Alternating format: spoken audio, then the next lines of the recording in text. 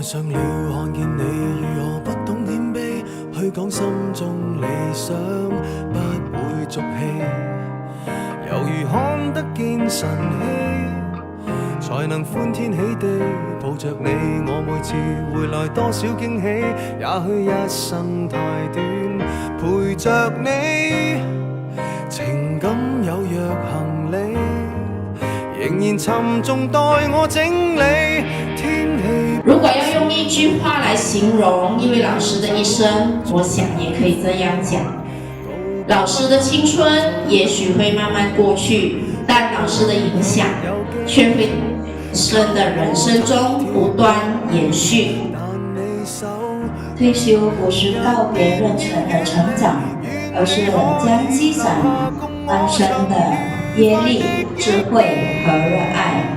來兌換成更自由的篇章。可願在歲月如歌中找你？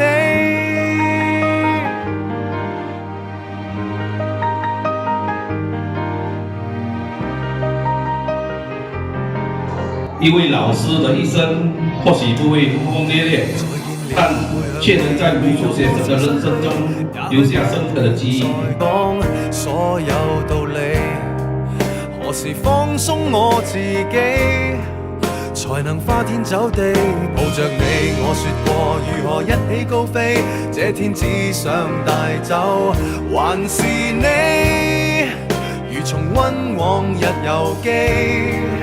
但會否疲倦了嬉戲？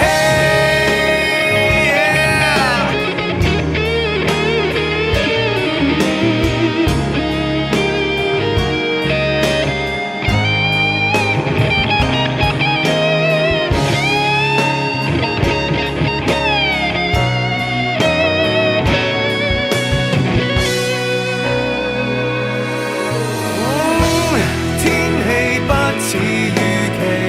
但要走總要飛，道別不可再等你，不管有沒有機，給我體貼入微，但你手